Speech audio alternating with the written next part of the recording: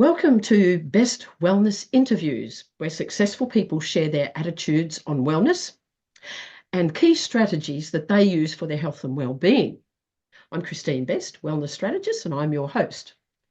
Tonight I have Peter Beckenham with us, and I want to thank you, Peter, for giving your time today to inspire people with your unique style of wellness. Welcome, Peter. Thank you, Kristine. It's an absolute pleasure to be with you. You know I'm one of your greatest admirers. My name is Peter Beckenham, and behind me is where I live. Okay, this is my house, but it's in an unusual location because I live in a remote Thai village up near the Cambodian border. And usually, if I see some sort of foreigner anywhere near this village, I know one thing for sure. They are absolutely lost, right? When it comes to the important subject of wellness, this is very personal to me. I'm no spring chicken, okay? I'm 78 years of age, and I love life with a huge passion. And to me, wellness is a very major part of my life in terms of I don't smoke and I don't drink, and more important than that, I've been diagnosed with heart disease 9 or 10 years ago, but I'm strong as ever because I truly believe that if you live a life to the best of your ability and do not abuse yourself, then you can live as long as you want to. It's all up here. That's what I think. It's all up here. A lot of it is up there, I believe. And you're very active, though, aren't you? I am active, and I sometimes I'm lazy, by the way. We're allowed to be lazy sometimes, and that's okay. It's a good balance, right? Yeah. But I don't mean just physically active. I mean, you're also active business-wise. You're active and helping people, Yeah. all sorts of stuff. Yeah, actually, that's an interesting point, Kristine. I mean, I live a very simple life, obviously, because you can see I'm located in a little remote Thai village. But to me, there are two things that drive my life. One is truth and one is trust. That's the two key things. And you got to be truthful and trustful about yourself when it comes to your own health as well as relationships you build. And apart from that, the other thing I love to do is to make people feel special. Every single day, without a miss, I try to make somebody feel special. And it doesn't mean you have to go overboard. You don't have to go and buy a bunch of flowers. Just a simple smile sometimes can make a huge difference to somebody's day. And it's amazing how when someone can smile, they can even feel better, even if they were feeling sick before. Just simple things like that are really things that people sort of they miss. They don't think about that. I mean, most people walk into a shop, for example, to go and do their shopping. Yeah? I don't do that. Yeah? If there's someone at the door, I always talk to them and say, how are you? What's your name? How are you going? Oh, I drive my family crazy, to be quite frank, right? But I like to know people and get to know them and get to appreciate them. That helps me feel younger, but at the same time helps me share good spirit and kindness and things. And they're all part of wellness as far as I'm concerned. They really are. Okay? Well, I'd have to agree with you there, Peter. Definitely. So to be on a personal side, wellness is a critical part of my family. With your permission, Kristine, can we just share the screen? I want to show something that I'm still struggling with, to be honest with you. Yes, certainly. I'm just going to get that file up. Here we go. Who's this attractive woman, Peter? Okay. Yes, Kristine, that is my beautiful wife, the most beautiful woman I'd ever seen in my life. I married her 27 years ago. And she was beautiful both inside and out. She had an incredible ability to make people happy. She had an incredible ability to share love. And she had an incredible ability to make people who felt sick feel better by showing them care and love and concern. No medication whatsoever, okay? Sadly, this beautiful lady that we're looking at on the screen, the love of my life, I lost her on May the 12th last year. It's something that I'm still, in a way, grieving over. But more importantly now, I'm thinking how blessed I was to have this woman in my life for 27 years. And she's left me with a legacy with 2 beautiful children and a grandchild. But that's wellness to me hit home right there when my wife, who had absolutely nothing wrong with her, she didn't smoke or drink, none of that stuff, right? Then all of a sudden got up from the kitchen table to go to the kitchen sink and didn't make the sink. She just massive stroke, bang, like that. We got her to the hospital and we fought for 3 weeks to try and keep her alive. And in the end, Kristine, I had to make the most difficult decision of my life. I had to pull the plug. Mm. And That would not have been easy. and yeah, we can stop sharing the screen now because I get too emotional. So to me, wellness is all wrapped up in that. And it's complicated because she had heart disease and kidney disease. I've got heart disease. And my eldest daughter, who's 28, also has the same problem. And she's struggling right now. She needs open heart surgery and she also needs a kidney transplant. So she's on dialysis to keep her alive right now. So wellness is a huge factor in my life, huge factor, right? And we're going to win this one with my daughter. We're going to win it because every time I'm with her, I just see my wife's, and I don't want to go through that again, Kristine. I really don't want to go through that. And for No. those of you who have lost loved ones, okay, think of the blessings that you had with them. Sure, you've got to go through a grieving process, and I'm no expert on that. But May the 12th last year is not that long ago. But by the same token, when I'm looking at my daughter, I'll tell you a story of which I really shouldn't say, because if the Thai health authorities watch this, I'm in trouble. But she's in the ICU, intensive care unit, right? Because quite often she stops breathing. That means they've got to put ventilators on her and all sorts of stuff, right? And one day she was struggling. She was really struggling. And I asked the nurses, can I just get into bed with her and just give her a hug? And of course, that's against all hospital policy. There's no way in the world they'd allow that to happen, right? Just at that moment, my heart specialist came in, who's a woman that, I just love her to death. She saved my life twice, right? And she's also my daughter's heart specialist. And I said to her name is Wana. I hope she doesn't mind me saying this publicly. I said, Wana, I want to get into bed and give Am a hug, but they said it's against hospital policy. She said, Peter, take your shoes off, get into bed. So I did. I got into bed there and I slept with my arms around my daughter, okay? And she said to the nursing staff, that man will do more good for that lady than any of your medicines. Yes. Yes, absolutely. It's the human touch and the human care and the love that you give that person. They feel like they that's their reason for keeping on fighting and going. You know, I agree with that. And blow the rules. There are times when they don't matter. Yeah, I agree. The human, see, this is where all these rules come into play. You can't do this, you can't do that. It's against policy, it's against procedures. Oh, that's illegal. Oh, you can't do that. Well, yeah, but what about the person? What about the people? Where's the human stuff gone? Everyone's Yeah, that, politically correct. Everyone's doing all this stuff. It's what matters is people. And people are worried about stuff and things they own and things they can buy. You know, what about people? That's where um, the real essence of living life is in relationships with other people.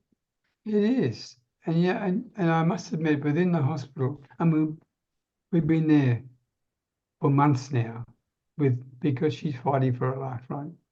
and she will win. She's strong, and she will win. But during that period of time, we've discovered that, I mean, I have an incredible admiration for the nurses. They are truly unbelievably underpaid and under-recognised. There They are other give. really good ones, I must admit, yes. Secondly, the specialist nursing staff, specialist doctors in particular, have been absolutely unbelievable. But I do not have the same nice words to say about the administration of the hospitals, because to them it's a money-making machine. Okay, That's, yeah. so I'll leave that there because that becomes too darn political, Kristine. All I'm Yeah, saying, yeah. wellness is an important part of my life and my family, and will continue to be. And And when you've got wellness, you value it correct. and you don't take it for granted. Like a lot of people take it for granted. And then they don't do anything about their wellness because they think I'm okay. But the thing is, if you don't do anything about it, eventually it will deteriorate. You need to take active, proactive, preventative measures to stay well. You have to make it your business to know how to stay well. It doesn't That's just happen that's by, true. by chance. That's true. And sometimes I'm not good at that. Sometimes I am my own worst enemy when it comes to wellness, because I will not have enough sleep because I'm worried about my daughter. And if I don't have enough sleep, that means I lose my appetite, so I don't eat properly. Okay, well, I mean, for those who are watching this or listening to this, you will be familiar with that, because when you're worried, you don't have this. It's difficult to sleep, and you lose this hungering feeling. I mean, I've gone for 2 days not eating anything and not even felt hungry. That is stupid. Because if I don't look after myself, how in the hell can I look after my daughter, right? So I Yeah, had to force myself to eat, even if I wasn't hungry. yeah. I used to take sleeping tablets, which I hate doing, but it worked. They came from my heart specialist, and they're non-addictive, right? And they just gave me enough to get to sleep. That's all, right? Just through a bit of a period at that time, right? That's, so at that point in time, the message I'm really saying is, do not let people who are in your family or yourself or around you who are unwell affect you to the point where you can't be the person they need to lean on when they need you. That's the Mm, point. mm. And wellness is something that is too often, as you said, Kristine, so correctly, taken for granted. Oh, nothing will happen to me. I'm fine. I'm strong. I'm this. I'm that. Rubbish. You Mm. don't know when your time is up. You never know. No, you Okay. don't. Mm. So Look my after it. my thoughts are, even with, I mean, with my work, I do the same thing. When I'm working with my clients, I do it on a very simple principle, and that is trust. I don't sign any contracts with them. I don't want them to have any contracts with me either. I help them grow their business, but more importantly, I want to work with them when they are available. Because I've got two in particular who are quite sick, and so they can't be on a schedule. I have to work with them, around them, and with their time. So wellness applies also to my business for the same reason. Okay. Mm. Some people call me I'm too damn soft-hearted. Well, maybe I am, but you know what? That's who I am, and I'm not going to change now because I'm too darn old. That's it. Well, you know what? A lot of people, well, there aren't many like you, really. You know, people go for the sale. They don't think about the person, where you're different. You think about the person, not the sale. And so I find that very refreshing. I You teach know, Kristine. I teach them, do not do that. Never, ever try and sell anything. mm, Do not, if you try not to sell anything, if you simply get people to get to their own truth, mm. right? That's what I'm saying. It's the same thing as well. If you get to their own truth, they will then say, Kristine, where in the hell have you been all my life? Can you help me? What do I do? How do I help? How do I get out of this problem? Where do I go now? Okay. They are asking for help. That is the But it, complete opposite of you trying to sell them something, right? yeah, I think I think the thing is, people are afraid. They don't want to be taken for a ride. They don't want to be ripped off. They don't know if they can trust you. And so that's the biggest thing, isn't it? It's Oh, absolutely. And they're right, Kristine. We mm, live in a highly suspicious, skeptical, distrusting world. We really do. mm, And to be honest with you, even within the wellness area, when you meet somebody for the first time and they're in the wellness specialty area like you are, Kristine, right? In their head, people have got three things in their head. The first thing is, do I trust you? Right? Because remember, we're living in a very difficult, challenging world. mm, The second thing is this, do I trust you enough to tell you what the real problem is that I have? Because it's extremely personal to me. And when mm, you're in a wellness business, it becomes very personal, as you well mm, know. mhm. And the third thing's in their mind is, if I trust you enough to tell you what my real problem is, do I trust you enough to help me fix it? Yeah, And those three questions are in everybody's mind, yours, mine, everybody's mind. But yeah. they will Mhm. never tell you. They'll No, never tell you those questions. no, But if you don't answer those questions, then you can't help them because they won't believe you and they won't trust you. no, that's right. That's Interesting absolutely right. challenge. Interesting challenge. It is an interesting challenge. So anyway, Peter, I really like your honesty about the wellness that things that you've described, especially the challenges that you've gone through with your wife and now your daughter.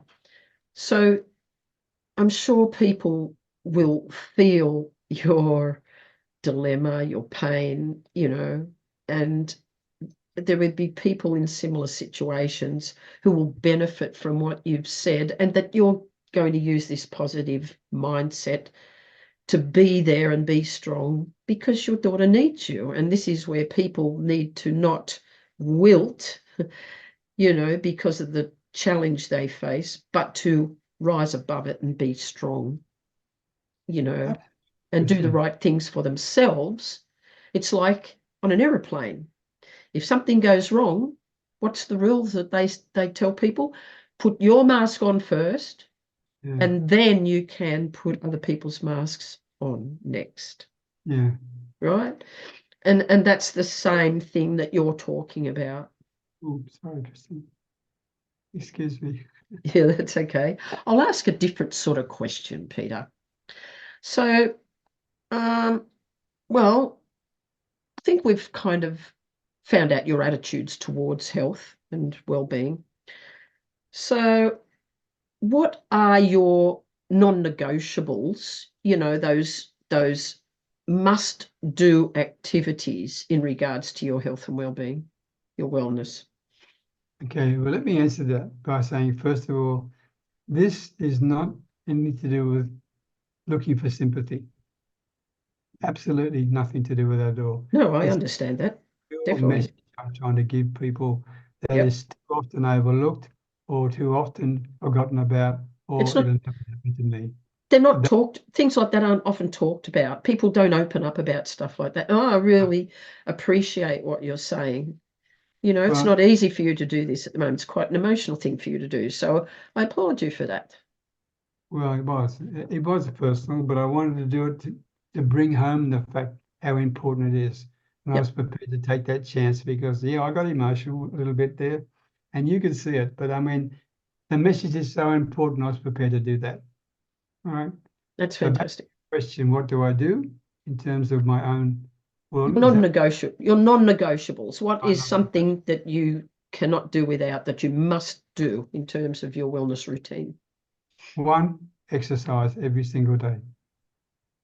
I don't care whether it's 15 minutes or 15 hours, whatever how strong you are, but consistency is the issue. Okay. Yep. Be Secondly, don't do what I did sometimes and not eat properly. Eat, eat 3 meals a day properly, okay? I'm not going to go into all the dietary things because I'm no expert in that. That's what my daughters are good at, right? So one is to exercise. Two is to eat properly. Three is to, more than anything else, sleep properly. And 4 is to seek out the guidance of somebody who knows what wellness is all about, who understands the importance, who can prevent you from getting sick before you get sick. That is the key. The doctors are there after you get sick, but it's sometimes too darn late. That's why they need people like you, Kristine. I'm about preventative wellness, Correct. proactive and preventative, because I know where the problems exist or where they originate. I know what people do that cause their own problems. And I want to stop them doing that so that they can stay well, so they don't go down that path of unwellness. So you're right, absolutely right. They're my Preventative. 4 non-negotiables. Fantastic. I love them, of course, because they are good rules. And I imagine you've got a lot of fresh produce there in Thailand, and you eat a lot of salads and vegetables and fresh eggs or stuff like that. But I've got 2 beautiful daughters, well, they look after their dad. Ah, very nice. Yes, but by the way, this might sound crazy, but I was brought up on a thing in Australia. I'm from Australia, but I live in Thailand, right? And I was brought up on a thing called rolled oats. I don't know whether you I Yes. still have it for breakfast. I have rolled oats with honey and fruit and um, almond milk. That's what I have for breakfast every single day. I never get sick of eating it. It fills me up. And Yep. not only does that, oats are good for me, and so is the fruit. And the almond milk's got no fat in it. So there you go. Okay, cool. Thank you, Peter. Don't ask me anything more about health. So that's obviously a non-negotiable. You've got to have your old oats. Got my roll. I don't mind rolled oats occasionally, but I couldn't have them every day.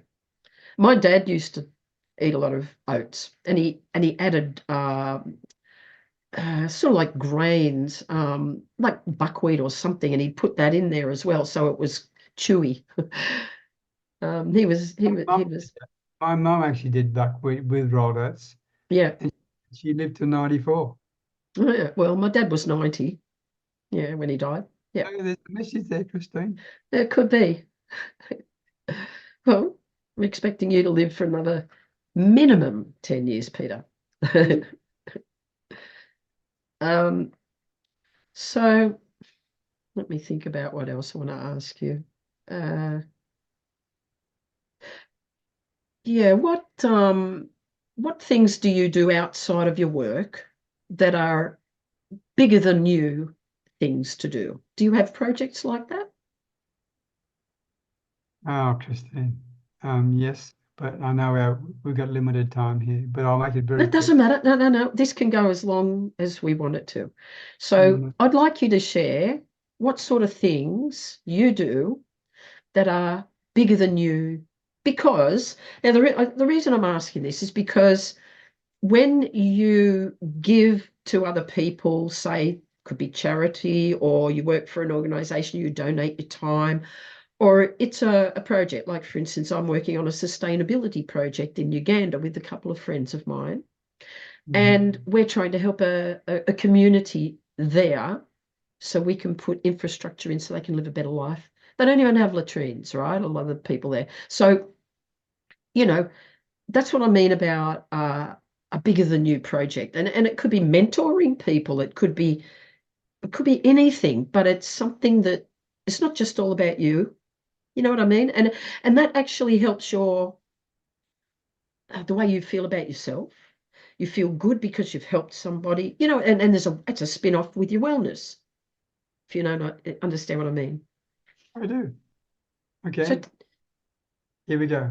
First, every Saturday morning, in the town nearest to us, which is called Sisaket. It's about 20-minute drive away. I run a session for young Thai entrepreneurs, free pro bono, and I teach them how to go about making their businesses work. And the simple process is, again, as I said before, truth and trust. Do not try to sell your stuff. Instead, try to serve people to get to the truth of what their real issues are. If you do that, people will buy from you. You haven't got to sell anything, right? That's the first thing. Okay. The So, second, my granddaughters. The second thing is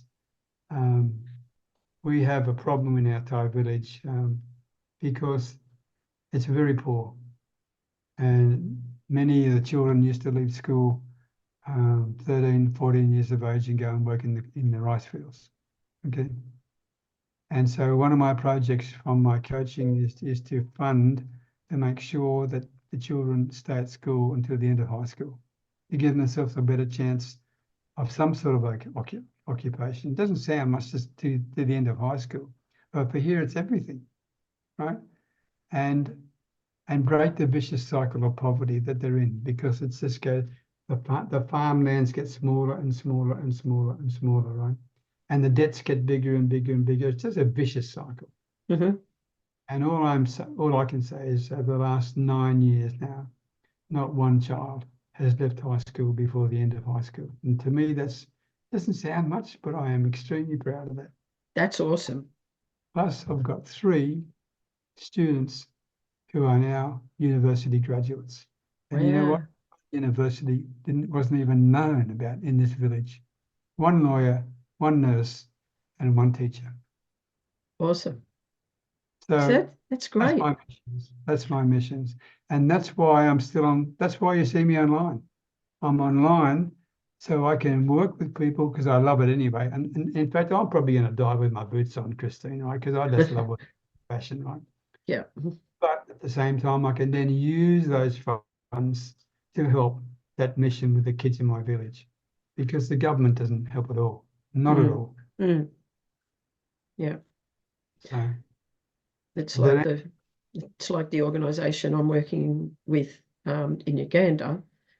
The government gives them very little, and they're actually trying to help people in the community with their health and wellness. Hello. this is my granddaughter. Say Yeah. hello, Kristine. What's her name? My name is Ting. Ding. How are you? Okay. Yeah, nice to meet you. Say bye-bye. Bye-bye. Sorry. What you see No, is what you get. that's fine.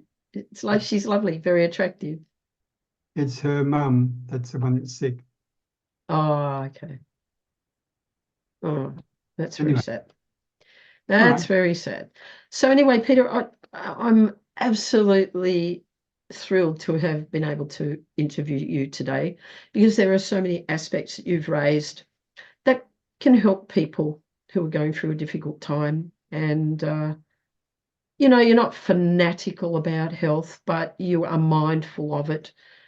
And doing things for other people is great for your wellness, especially when you're going through a difficult time, because when you're doing things for other people, it's distracting you from the difficult times you're going through. And, it gives you good feelings like satisfaction that you're doing something good. So it's helping to counteract the stress of the situation you're in. That's how I see that, because stress is very destructive to your body Oh, and your health. So the oh. more you can avoid stress, the better. So you're handling it really quite well, in my opinion. Well, I have my moments, Kristine. I have my Sure. moments, but stress is a huge issue for me, right? But one of the ways that I help overcome stress is exactly what you said, by helping somebody else. By focusing on somebody else, it gives me a distraction from what I'm thinking about all the time. Yeah. And for those who are listening and watching this podcast from Kristine, if you are stressed in any way, one of the quickest ways to break that stress is to get out of your chair and go and help somebody and genuinely be present with them. Don't just listen to them. Don't just be an active listener with them, but be fully present with them and listen to them so they can see that you are trying to truly understand and appreciate them for whatever they are. If you do that, you will find your stress levels disappear. They can actually disappear. And Hmm. you'll go back home feeling a much better person, and you'll leave somebody feeling much better for themselves. It's as simple as that. Yeah, that's right. Well, And I'm thank you not, very Thank you very much, Peter, for being with us today. I really appreciate your time and the things you've shared, the heartfelt things you've shared. I know how difficult they would have been, talking about your wife. So, yeah, is there anything else you would like to add at this point? No, except never take yourself for granted when it comes to health. It's just so sad when people ignore the actual benefits of trying to be healthy by saying, I don't need that. And there are so many people in this world who live lives who are leading towards extreme problems, and they don't care because they don't think, because they're stupid. Well, I think it's Right? people are not educated about this stuff. They're not aware of it. And so they just take it for granted because no I one's really understand. brought it to their awareness. They'd much rather spend all day at McDonald's, right? Sure. I'm not saying I'm against McDonald's. I've had some every now and again, but Yeah. live on them, right? Yeah. Anyway, Yeah, no, that's there are better choices than McDonald's. Yeah. Anyway, we won't go there. Yes, thank you very much, Peter, for your time and for what you've shared today. Now, I just want to say to all my listeners here, thank you for tuning in today. And be sure to come next week because I'm going to have another successful person to interview. Be sure to be there for that and see who the next guest will be. Thank you and see you next time.